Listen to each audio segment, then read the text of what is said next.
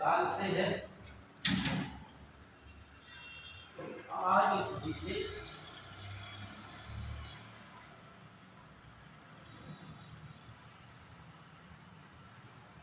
ये बहुत बड़ा प्रश्न है कि आर्य कौन थे।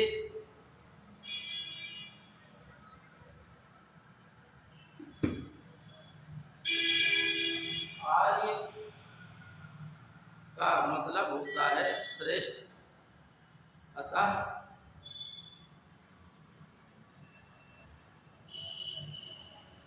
जो कि एक जातीयता श्रेष्ठता को प्रदर्शित नहीं करता बल्कि उनके गुणों को प्रदर्शित करता है। आर्यों के बारे में विभिन्न मत हैं।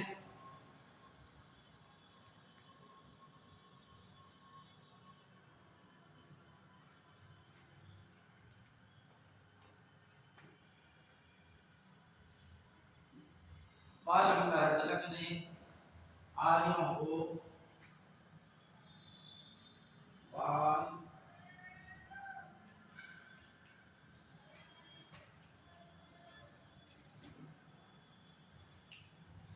बाल गंगाधर तिलक ने आर्यों का मूल निवास स्थान आर्कटिक प्रदेश बताया, क्योंकि ऋग्वेद में उल्लेख है कि आर्य उस क्षेत्र से आते थे जहां पर 6 महीने का दिन और 6 महीने की रात होती है। अतः वो दो दो ध्रुव, उत्तरी ध्रुव और दक्षिणी ध्रुव, क्योंकि दक्षिणी ध्रुव में जीवन है नहीं, अतः उत्तरी ध्रुव ही आर्यों का रहने का होगा, जहाँ पर 6 महीने का दिन होता होगा, 6 महीने की रात होगी। बालगंगाधर ने अपनी पुस्तक the Arctic home of the Aryans में ये बातें लिखी हैं कि आर्यों का मुख्य प्रदेश उत्तरी ध्रुव रहा होगा। उन्होंने ज्योतिषीय गणना के आधार पर अपनी बातों को सिद्ध किया। उसी प्रकार से अनेक मत हैं। एक मध्य एशिया का मत है,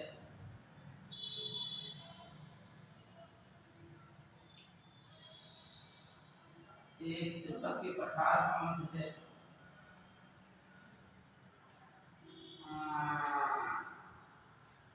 मध्य एशिया का मैक्स मूलर ने दिया,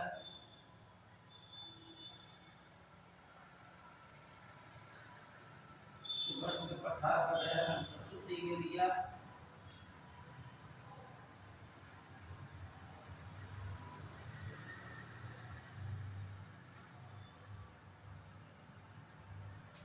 मैक्स मूलर ने वेदों के अध्ययन पर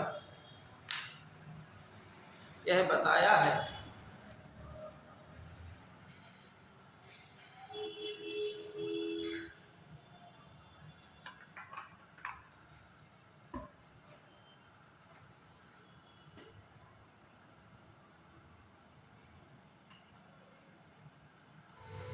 कि आर्यों का आदि क्षेत्र जो है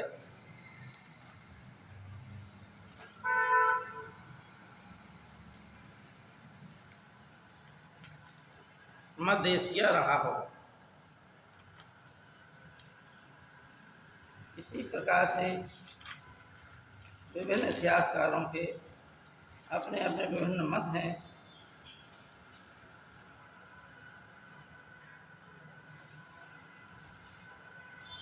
उनमें से कश्मीर एवं हिमालय क्षेत्र, एल.डी. कल्ल, ब्रह्मर्षि देश, पंडित गंगानाथ झा, सत्यसेन प्रदेश, डॉक्टर अविनाश चंद्र दास,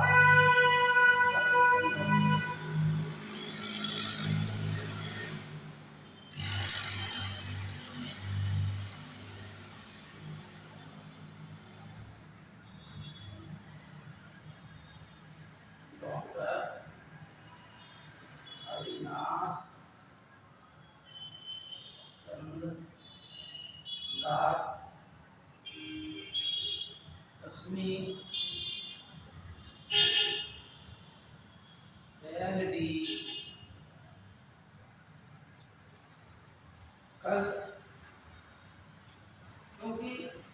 डॉक्टर अविनाश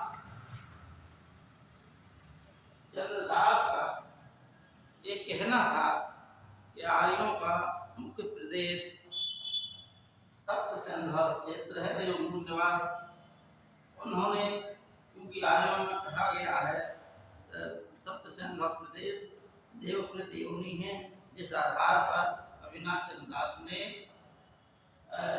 आर्यों को सप्त सिंधु प्रदेश का मूल निवासी बताया।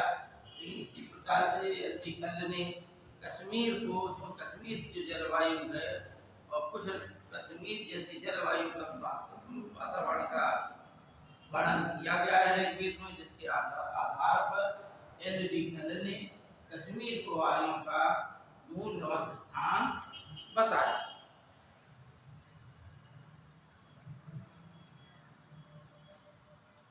देव का प्रदेश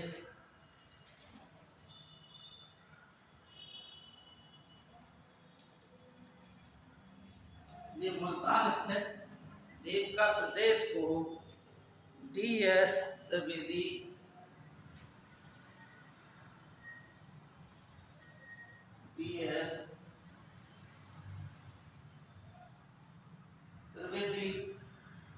देव का प्रदेश को डी.एस. त्रिवेदी ने आर्यों का मूल निवास स्थान बताया।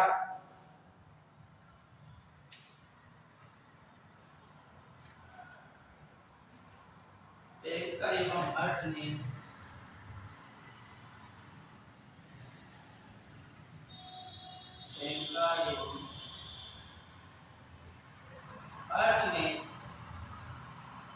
जर्मनी को आर्यों का मूल निवास स्थान बताया। अतः बच्चों ये बात सिद्ध है कि आर्यों का मूल निवास स्थान इन्हीं में से कहीं रहा होगा, क्योंकि मध्य एशिया वाला अधिकतर जितने भी विद्वान हैं, इतिहासकार हैं, उनमें से अधिकांशता का एक मत है तो मध्य एशिया का क्षेत्रीय आर्यों का मूल निवास स्थान रहा होगा, क्योंकि इसके ज़्यादा प्रमाण मिले हैं। हंगरी को भी बताया गया, यूक्रेन को भी बताया गया, लेकिन उनमें सबसे मजबूत जो क्षेत्र है वो मध्य एशिया वाला क्षेत्र आर्यों का मूल निवास स्थान होने का ज़्यादा प्रमाणित करता है, क्योंकि तुर्की के बोगचकोई नामक स्थान पर 1400 ईसा पूर्व में का जो एक लेख पाया गया है बोगचकोई में, जहाँ पर हित्तानी और मित्तानी नामक दो कबीलों के बीच लड़ाई होती है। अंत में वह संधि कर लेते हैं और उस संधि के द्वारा वो जिन देवताओं की सौगंध खाते हैं। अतः ये सब बातें जो देवता है इंद्र, मित्र, वरुण और नासत, इनका उल्लेख इंद्र, मित्र, वरुण और नासत का उल्लेख ऋग्वेद में भी है, इनका उल्लेख ईरानी ग्रंथ जैन धर्मेश्वर में भी है। अतः इससे ऐसा होता है मध्य एशिया से कुछ आगे जो है यूरोप चले गए हों, कुछ जो है ईरान में रुक गए हों, और ये इन्हीं की जो शाखा आगे बढ़कर भारत में रुक गई हो, यह बात कुछ इतिहासकार मानते हैं।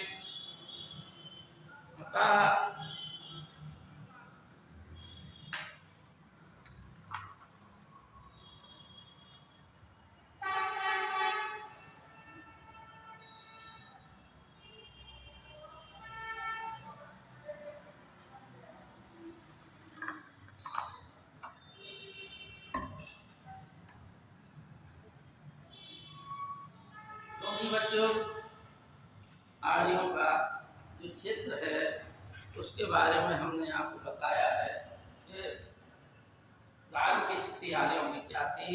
आर्यों की धार्मिक स्थिति के बारे में बताया गया है कि आर्य प्रारंभ में प्रकृति पूजक थे।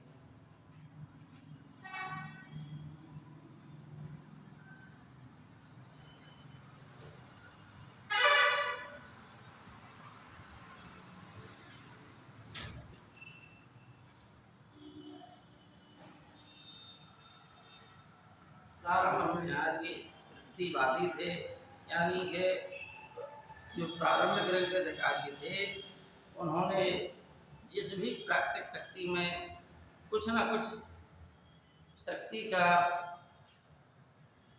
भाव देखा, उसी आधार पे उसकी वह पूजा करने लगे। जैसे सोम की, सोम में एक रस होता था, सोम लता थी, जिसका रस पीने से आर्यों को स्फूर्ति का आनंद की प्राप्ति महसूस होती थी, जिसके आधार पर सोम को उन्होंने एक देवता के रूप में कहा। इसी प्रकार से जल के देवता वरुण हो गए, वर्षा के देवता इंद्र हो गए। इस प्रकार से कुछ ना कुछ प्रत्येक देवता का नामकरण कर दिया गया, प्रत्येक प्राकृतिक चीज का नामकरण कर दिया गया। अंत में अनेक देवी देवता हो गए इनके। अतः पृथ्वीवाद से यह लोग जो है बहुदेववादी हो गए, यानी कि पृथ्वीवाद से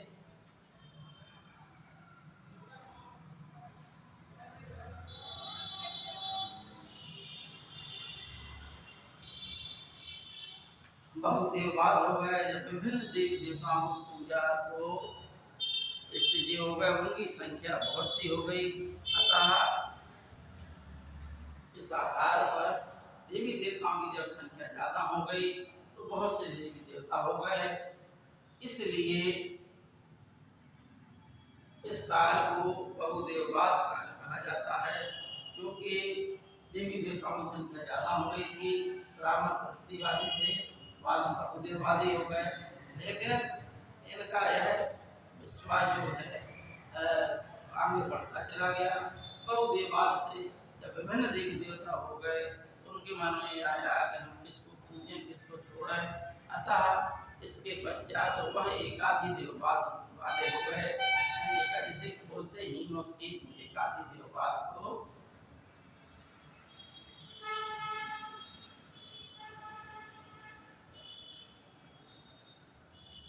मुंडन ने इस घटना को हीनोथेज में कहा है, जिसमें बहुत से देवी देवताओं की जगह बहुत से देवी देवता होते हैं, लेकिन जिस देवता को पूजा जाता है, स्तुति की जाती है, उसमें सभी गुणों को निरूपित कर दिया जाता है। अंत में जब दूसरे देवता को पूजा जाता है तो सारे गुण उसमें आरोपित कर दिए जाते हैं। इसी प्रकार से सारे गुण अन्य देवताओं में आरोपित कर दिए जाते हैं। इसका है कि जिस देवता को पूजो उसी को सर्वशक्तिमान मान लो। अतः इस आधार पर ऋग्वैदिक आर्य लोग एकाधि देववादी हो गए। अतः एकाधि देववाद के पश्चात उनका यह विश्वास एक देववाद में परिवर्तित।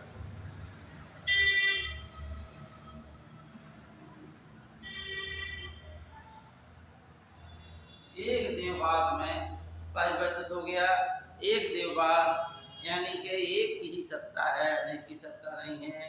ऋग्वेद के नास्ति सूक्त में एकाधि देववाद, ब्रह्म के एकत्व का गुण का प्रदर्शन किया गया है, गुण का आरोपण किया गया है, गुणों के निर्देशों को दिया गया है कि ब्रह्म जो है एक है।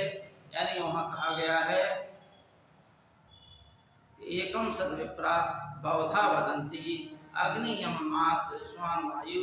यानी कि जो अग्नि है, यम है, ब्रह्म है, अग्नि यम मात्र स्वान है, इनको हम विभिन्न देवताओं को विभिन्न नामों से जानते हैं, वो वास्तव में एक ही है। अतः ऋग्वैदिक काल का अंत जो है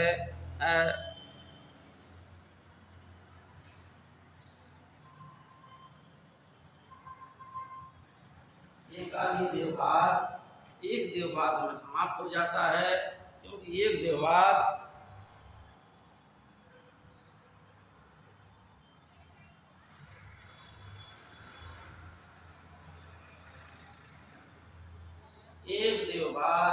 के पश्चात ऋग्वैदिक आर्यों की स्थिति ऐसी हो गई कि वह जो है अब एक की ही सत्ता विश्वास करने लगे, और यहीं पर उनका जो है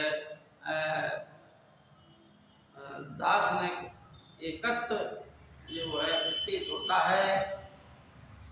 क्योंकि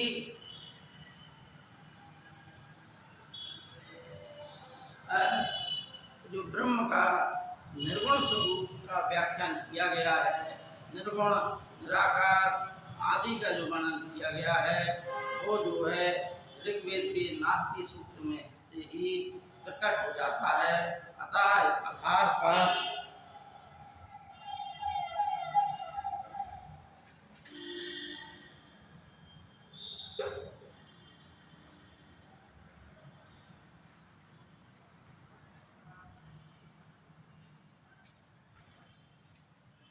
इस आधार पर ये कहा जा सकता है ऋग्वेद कार्य पहले प्रारंभ प्रकृति पूजक थे, फिर प्रकृति पूजक से बहुदेववादी हो गए, बहुदेववादी से एकाधिक देववाद वाले हो गए, एकाधिक देववाद में परिवर्तित हो गया। क्योंकि आदि गुरु शंकराचार्य जी ने भी ब्रह्म के निर्गुण और निराकार स्वरूप की व्याख्या की है, लेकिन अंत में यह जो निर्गुण निराकार उपासना का विषय नहीं रह जाता।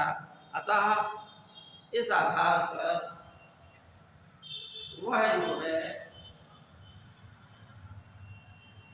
जब मायोभित हो जाता है उसको हम सगुण कहते हैं।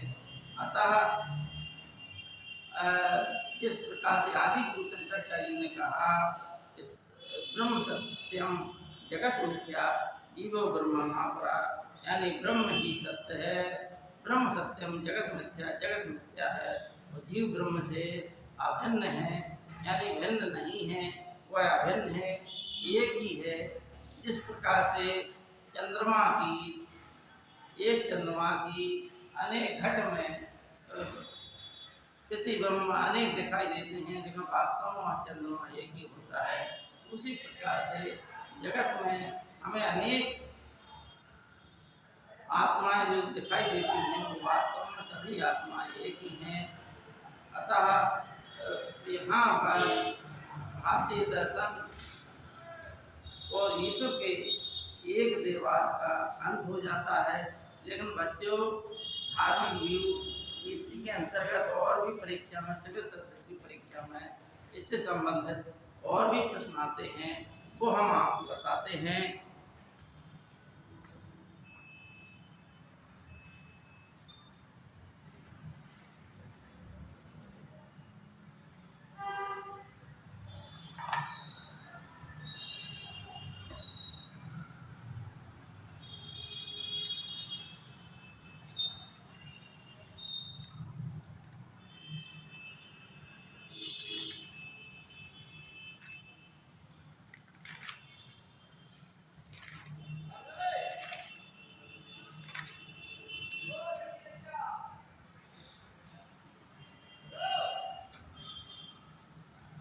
बच्चों, जैसा कि हमने इसके पहले बताया था कि वेदों की संख्या 4 है।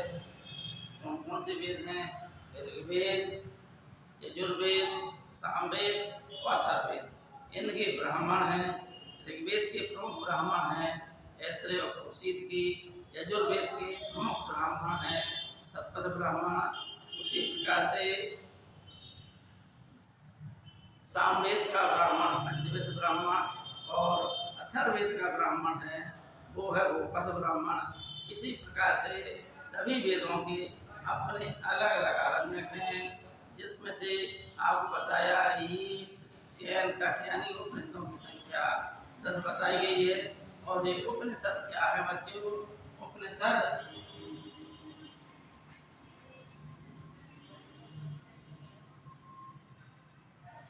इनके बारे में हमने पिछले अध्याय में बताया था, क्योंकि उसमें एक बार छूट गई थी।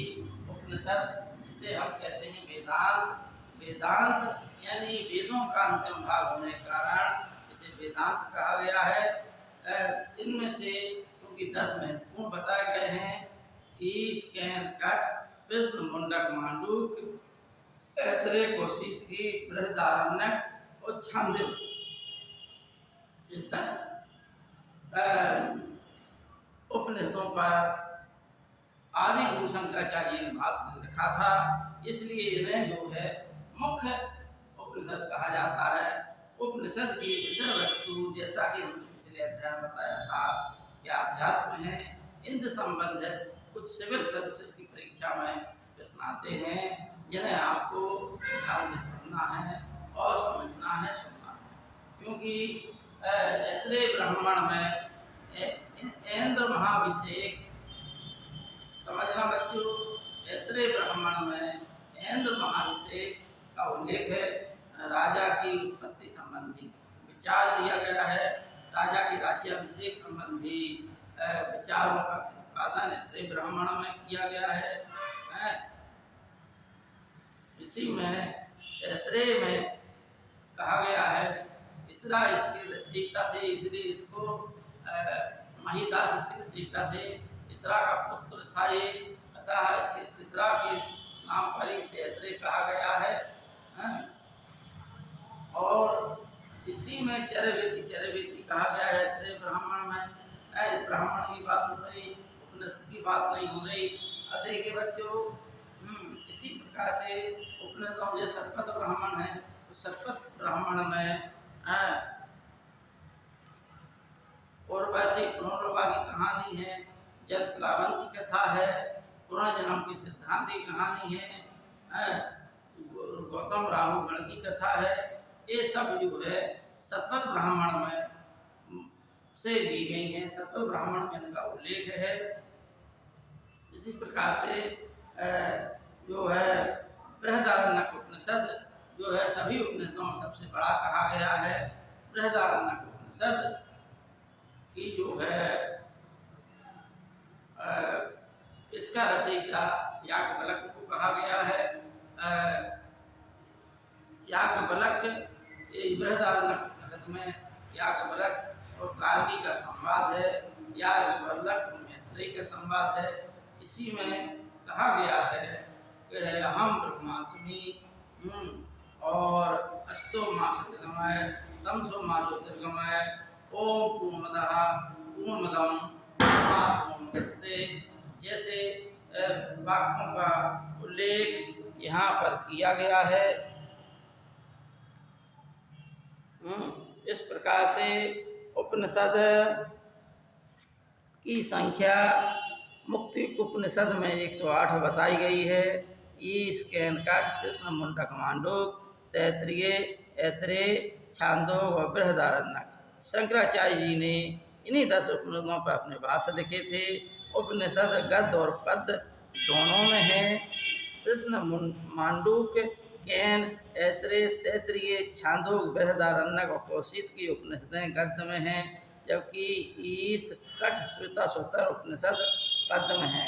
तो ध्यान से सुनना बच्चों, ईश, कठ और श्वेता स्वतर, ईश, कठ और श्वेता स्वतर, ईश,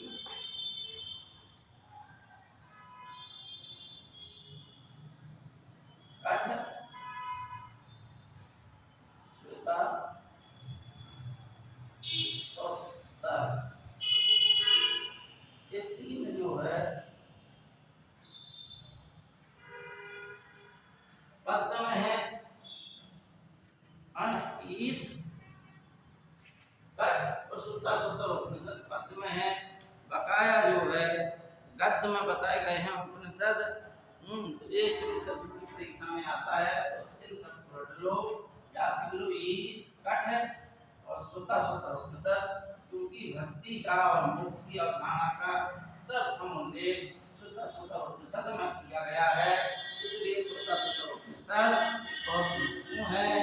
अब देखिए कठोपनिषद, क्योंकि कठोपनिषद में यम और नचिकेता का कहानी का वर्णन है। जो है एक बालक है नचिकेता, और यह जो है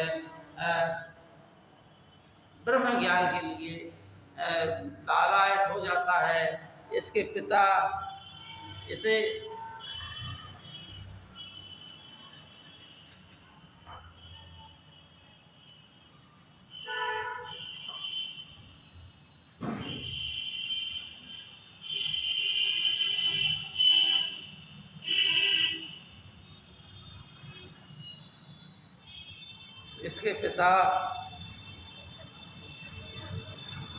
इसे झड़क देते हैं।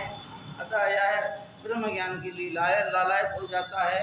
जब यम इसे अनेक प्रकार के प्रलोभन देते हैं, इसके पश्चात भी यह सभी प्रकार के प्रलोभनों को अस्वीकार कर देता है, तो अंत में यम को बाध्य होकर उसे ब्रह्म विद्या का ज्ञान देना पड़ता है।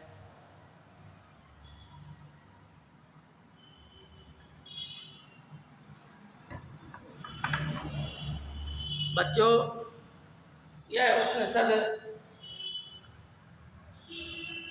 इस उपनिषद यजुर्वेद का अंतिम या 40वां अध्याय है। बृहदारण्यक उपनिषद इसी नाम के आरण्यक का एक अंश है, जो कि स्वयं शतपथ ब्राह्मण का एक भाग है। छांदोग्य उपनिषद सामवेद के संहितोपनिषद ब्राह्मण का एक भाग है। तैत्तिरीय उपनिषद तैत्तिरीय आरण्यक का भाग है। ऐत्रेय उपनिषद ऐत्रेय आरण्यक का एक भाग है। तो बच्चों, जैसे तैत्तिरीय उपनिषद की बात हो रही, तैत्तिरीय उपनिषद तैत्तिरीय आरण्यक का भाग है। ऐत्रेय ब्राह्मण ऐत्रेय उपनिषद ऐत्रेय ब्राह्मण का भाग है। इस प्रकार से इसी प्रकार से छांदोग्य उपनिषद संहितोपनिषद ब्राह्मण का एक भाग है। मुक्तिकोपनिषद में मुंडकोपनिषद में कहा गया है कि यज्ञ जो है टूटी हुई नौकाओं के समान है। और मुंडकोपनिषद कृष्ण मुंडक मांडुक ये अथर्ववेद के उपनिषद हैं, अथर्ववेद से संबंधित हैं। मुंडक उपनिषद में ही सत्य में जैसे कहा गया है, मुंडक उपनिषद में ही कहा गया है यज्ञ टूटी हुई नौकाओं के समान है। ये हम पिछले अध्याय में बता चुके हैं। कुछ और तथ्य हैं, जैसे निष्काम कर्म योग का सबसे पहले प्रतिपादन ईशोपनिषद में कहा गया है। इसी प्रकार से कठोपनिषद में कहा गया है, ना इस आत्मा का कभी जन्म होता है, ना कभी मृत्यु होती है। यह अजन्मा नित्य और शाश्वत है। शरीर के मर जाने पर भी आत्मा नहीं मर जाती। सारे वेद जिस पद पर प्रतिपादन कहते हैं वह पद ओम है। अतः इस प्रकार से अनेक विषय आध्यात्म के विषयों का प्रतिपादन उपनिषद में है। प्रश्नोपनिषद में जो अथर्ववेद का एक उपनिषद है, उसमें ऋषि पिप्पलाद और 6 ऋषियों के संवाद का संकलन है। जो ऋषि पिप्पलाद ब्रह्म ज्ञान का उन ऋषियों को उपदेश देते हैं, उन्हीं का वो जो 6 ऋषि हैं, वो प्रश्नोपनिषद में ऋषि पिप्पलाद उनके 6 शिष्यों का वर्णन है। जो 6 शिष्य उनसे जो प्रश्न पूछते हैं और उनके जो जवाब देते हैं ऋषि पिप्पलाद, तो उसका वर्णन इसमें है, उसका वर्णन उपनिषद में है। इसी प्रकार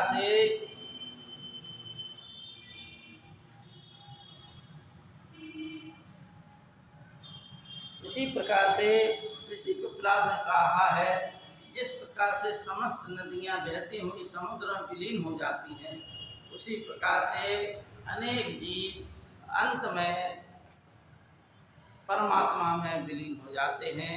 अतः यह सब बातें जो गीता में कही गई हैं कि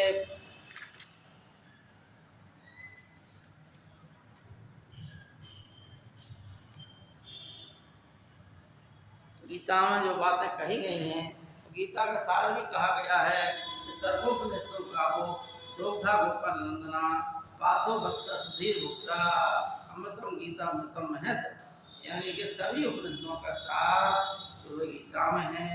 इसी प्रकार से बृहदारण्यक उपनिषद में जो कि सबसे बड़ा है, इसके प्रवक्ता जो है याज्ञवल्क्य ऋषि हैं। इसमें मैत्रेय को उपदेश देते हुए याज्ञवल्क्य ऋषि कहते हैं कि आत्मा वारे द्रष्टव्यो श्रोतव्यो मंतव्यो निधिध्यासितव्य, अर्थात ये आत्मा ही द्रष्टव्य है, आत्मा ही श्रोतव्य है, आत्मा का ही मनन करना चाहिए, आत्मा का ही निधि ध्यासन करना चाहिए।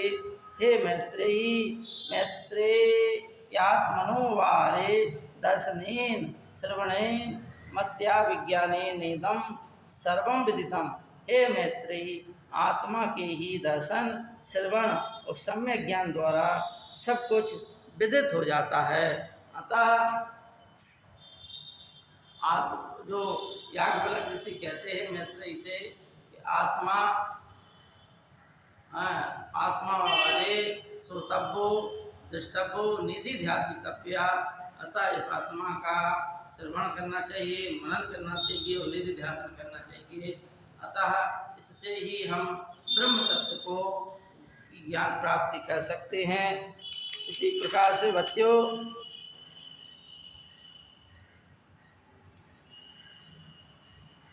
मुंडकोपनिषद में कहा गया है नयमात्मा बलहीनेन लभ्या, यानी बलहीन व्यक्ति परमात्मा को कभी प्राप्त नहीं कर सकता।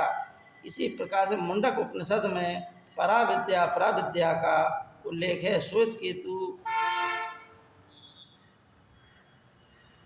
और उनके पिता उद्दालक आरुणि के बीच का वर्णन उपनिषदों में ही मिलता है। पुराणों में जन्मेजय के प्रपोत अधिसीम को कृष्णानंद के बीच का बताया गया है।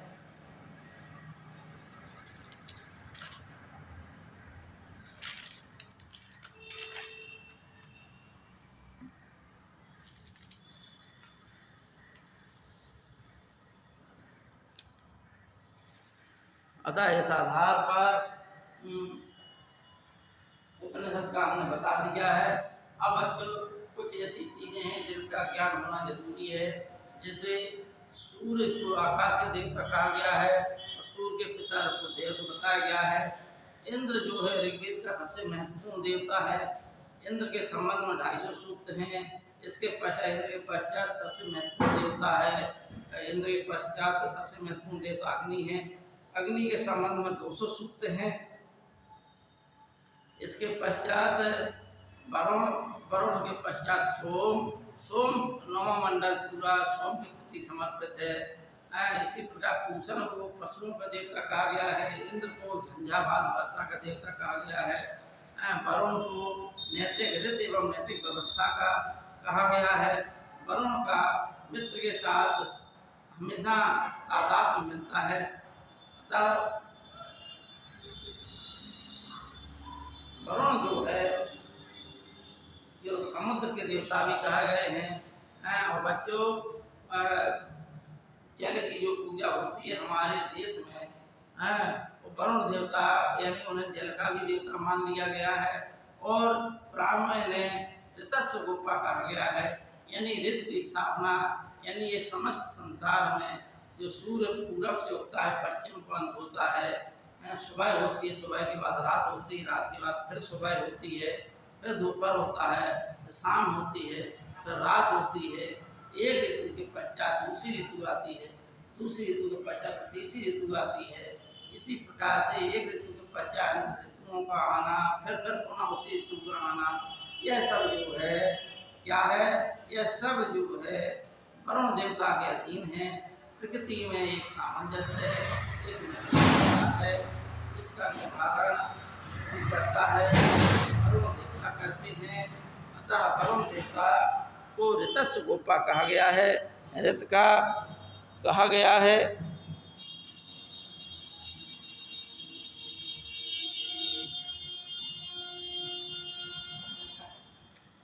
सिंधु नदी को ऋग्वेद में सोम की माता कहा गया है।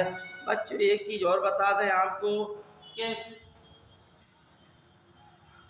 ऋग्वेद में नदी सूक्त में अनेक नदियों का वर्णन है। ऋग्वेद में अनेक नदियों का वर्णन है, जिसमें से सर्वाधिक पारंपरिक कौन सी नदी है? सिंधु नदी।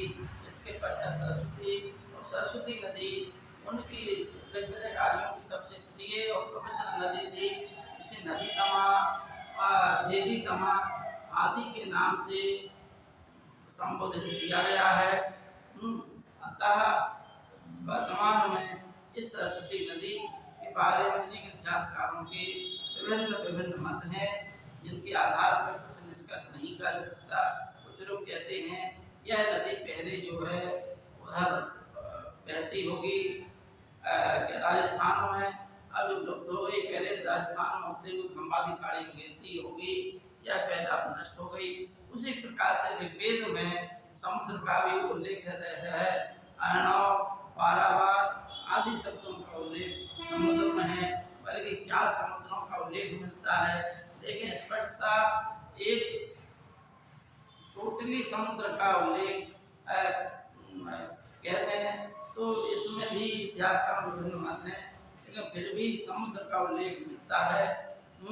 और कुछ लोग कहते हैं ऋग्वेद कार्यों का समुद्र का ज्ञान नहीं था, ऋग्वेद कार्यों को नावों का ज्ञान नहीं था, लेकिन ऐसा ही बात नहीं है। ऋग्वेद में भी अनेक जगह पर उल्लेखित है कि अश्विनी कुमारों ने मृत्यु के पुत्र को जो है 100 पतवारों वाले जहाज का निर्माण करके उसे दिया था। उसी प्रकार से अनेक जहाजों वाले पतवारों वाले अनेक पतवारों वाले जहाजों का उल्लेख ऋग्वेद में मिलता है। इस प्रकार से समुद्र का भी उल्लेख है। और उस समय जैसे कुछ नदियां प्रमुख थी, जैसे सिंधु नदी को सिंधुई के नाम से ही कहा गया है, सरस्वती को घर के नाम से भी कुछ लोग आज पुकारते हैं। उसी प्रकार से अस्किनी चिनाब नदी को कहते हैं, वितस्ता झेलम को कहते हैं, परफनी रावी को कहते हैं। इसी परफनी नदी के तट पर 10 लाख युद्ध हुआ था, जिसका उल्लेख आप लोगों को बताया हमने। सप्तमी उसमें था ऋग्वेद के 7वें मंडल में है, जिसके रचयिता वशिष्ठ ऋषि हैं। वितस्ता नदी के किनारे ही, जिसे हम वितस्ता झेलम नदी कहते हैं, इसी के किनारे सबसे पहले मनु स्वयंभू मनु शतरूपा बसे थे। यहीं से पृथ्वी का प्रारंभ हुआ। लेकिन ये जो इस समय जो मनवंतर है वो व्यवस्थित मनवंतर है, और यह मनवंतर व्यवस्थित मनु के से चल रहा है। इस व्यवस्थित मनु 7 मनु हैं। कई बार आप लोगों को बताया हमने कि मनु जो है राजा थे, पहले राजा थे पृथ्वी के। इन्हीं से मानव वंश प्रारंभ हुआ, और अंतिम जो मनु हैं वो 7वें मनु हैं, जिन्हें हम व्यवस्थित मनु के नाम से जानते हैं। इस प्रकार से इन नदियों का उल्लेख। अच्छा बच्चों, एक चीज और है कि कुछ कश्मीर की नदियों का गोमत, कुमायूं, गोमत, उभरा आदि नदियों का भी उल्लेख मरुद वृद्धा, कश्मीर की एक नदी का उल्लेख मरुद वृद्धा के नाम से भी जाना जाता है। अफगानिस्तान में गोमत, उभरा